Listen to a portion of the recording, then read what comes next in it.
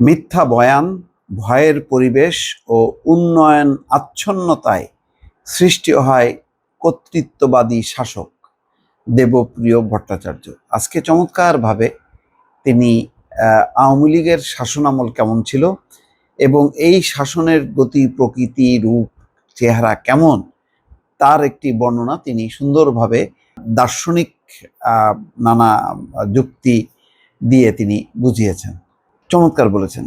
বলছেন যে কিভাবে কর্তৃত্ববাদী শাসক বা শাসন তৈরি হয়। প্রথমত মিথ্যা বয়ান, মিথ্যা কথা বলতে হবে। মিথ্যা কথাটাকে সত্যের মতন করে বলা, যাতে মানুষ স্বপ্ন দেখতে বাধ্য হয়। দ্বিতীয়ত ভয়ের পরিবেশ একটা তৈরি করা, ভয়ঙ্কর ভয়, আপনি কাঁপতে থাকবেন এবং একটা অনিশ্চয়তার মধ্যে থাকবেন, এই বুঝি আপনাকে ধরলো, এই বুঝি আপনাকে মারলো।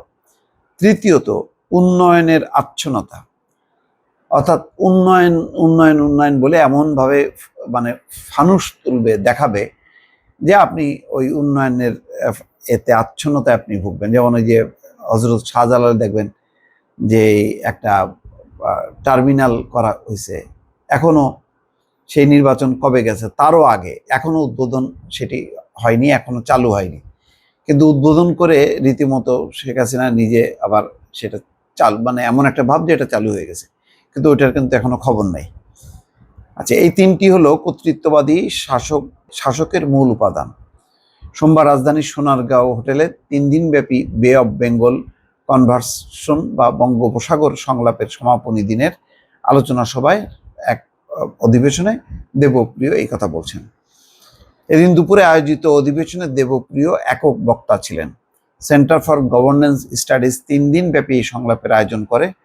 দেবপ্রিয় ভট্টাচার্য বর্তমান অন্তর্বর্তী সরকার কর্তৃক গঠিত অর্থনীতি সংক্রান্ত শ্বেতপত্র প্রণয়ন কমিটির প্রধান হিসেবে দায়িত্ব পালন করছেন। দেবপ্রিয় বলেন, কয়েক মাস আগে আমরা দেখেছি বাংলাদেশের ছাত্র জনতা কিভাবে 1.5 দশকের কর্তৃত্ববাদী শাসককে ক্ষমতা থেকে নামিয়েছে। কর্তৃত্ববাদী শাসক ভিন্ন মতের গোষ্ঠীকে দমন করে, সবকিছু নিজের কর্তৃত্বে রাখতে চায়, এমনকি গণমাধ্যম, সুশীল সমাজ, বেসরকারি খাতের ব্যবসায়ী সমাজকে নিজেদের সিস্টেমে অন্তর্ভুক্ত করে নেয়। এবং তাই হয়েছে, বাংলাদেশের সমস্ত ব্যবসায়ী, একদম প্রমিনেন্ট সমস্ত ব্যবসায়ী শিল্প গোষ্ঠীকে নিজেদের ভিতরে এনেছে। সুশীল, কবি, সাহিত্যিক, শিল্পী, ফুটবল তারকা, ক্রিকেট তারকা, গায়ক, গায়িকা, নায়ক, নায়িকা সবাইকে ঢুকায় দেখাচ্ছে যে তার দলে সবাই আছে, এর বাইরে আর কেউ নেই। এটাই হচ্ছে আওয়ামী লীগ। এইভাবে প্রমাণ করার চেষ্টা করছে যে সব কাভার করছে তার আওয়ামী লীগের মধ্যে। দেবপ্রিয় ভট্টাচার্য বলেন, মিথ্যা শুরু হয় তথ্যের বিচ্যুতি দিয়ে, যেমন বিনিয়োগ, কর্মসংস্থানের ফোলানো ফাঁপানো সংখ্যা দেখানো হয়, বুঝছো? তাই এর ধারাবাহিকতায় জিডিপি ও প্রবৃদ্ধিতে একই অবস্থা দেখানো হয়।